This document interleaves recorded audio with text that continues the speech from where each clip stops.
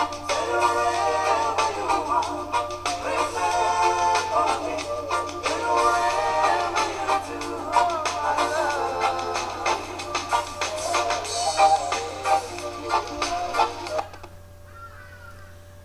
name is Geoffrey from Safety Training, Consultancy and Auditing Services Limited. You are all warmly welcome to this important discussion. Our today's discussion is about road safety for school children, and we shall cover the following topics. Topic number 1 is Introduction to Road Safety. Topic number 2 is Road Safety for School Children. And lastly, topic number 3 is Control Measures for Road Accidents. Let us begin with topic number 1, Introduction to Road Safety. Road safety refers to methods and control measures used to prevent or reduce road risks and problems. Road safety is all about understanding the following 3 terms. Term number 1 is road problems. Road problems are problems which happen on the roadway due to the movement of people and vehicles. Examples of road problems are death, injury, disability, property damage, and environmental pollution. Let us go to term number 2, road risks. Road risk means any situation which causes or could cause death, injury, or possible property loss.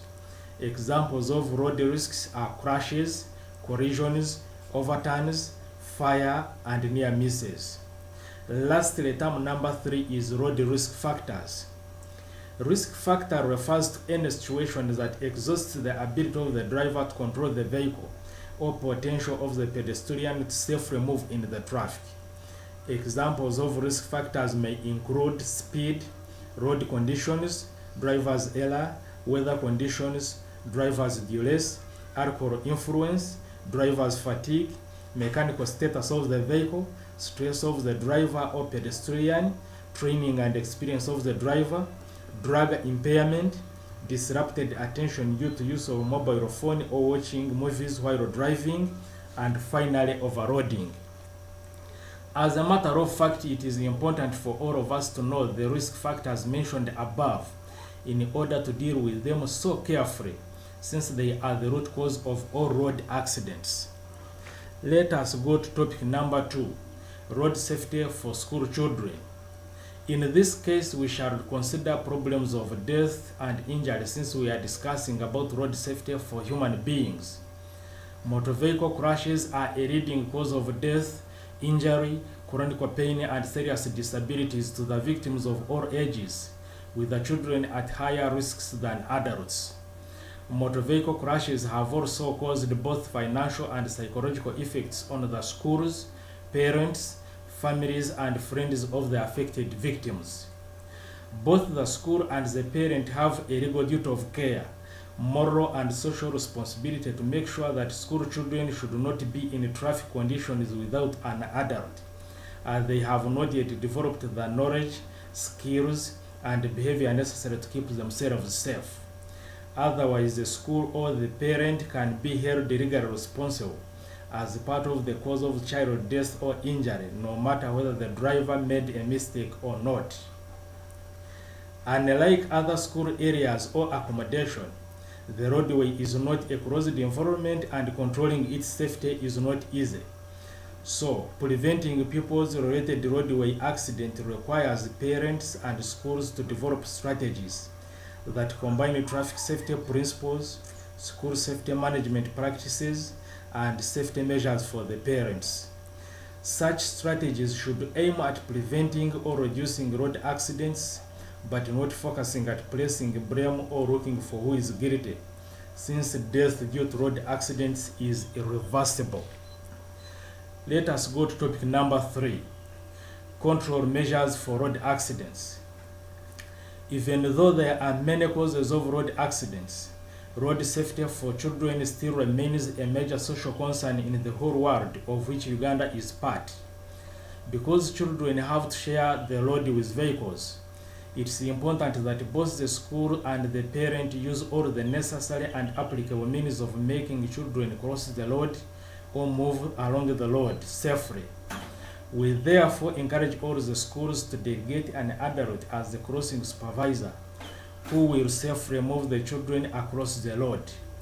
In case of an accident, such a supervisor should be having knowledge and experience in reporting, keeping the accident scene safe, assisting the victims, gathering necessary information to act as evidence in the courts of law, and must remain at the accident scene from the time of the occurrence of an accident to the time the accident scene is cleared by the police.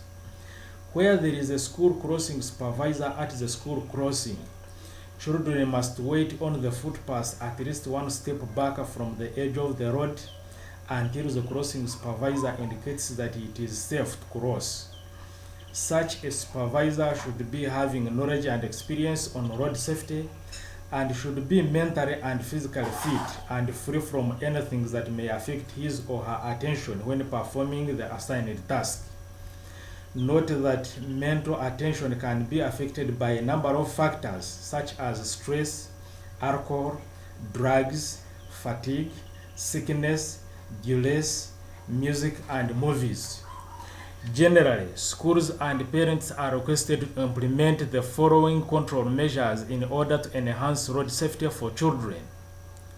Number 1, the school and the parent should train children about road safety rules. Number 2, the school should delegate an adult as a crossing supervisor to help children to cross the roadway safely. Number 3, school children should use pedestrian crossings like overhead bridges, underpasses, zebra crossing, signalized traffic lights, and supervised crossing points. Number 4, crossing supervisor should be alert for inattentive drivers even when children are walking across the pedestrian crossing areas. Number 5, school children should never cross at the road bends where they cannot see oncoming vehicles and where the drivers cannot see them. Number 6, school children should never pray nor stand in the roadway. And lastly, number 7, school children should never cross in front of a stationary vehicle or between stationary vehicles, as such vehicles can move forward and run over them or can cause obstruction. The above information is not relevant to road safety for young people only, but also for adult pedestrians. Safety, a prerequisite to life, is good for us all. It is therefore false to think that we can live without safety, and yet we no longer see our friends who perished in road accidents. Remember, once life goes, never comes. For any assistance, contact us on the following contact numbers: 075-6585-625 or 0778-329738 or email safetyservicesyogi@gmail.com. Be safe and stay longer. I thank you all.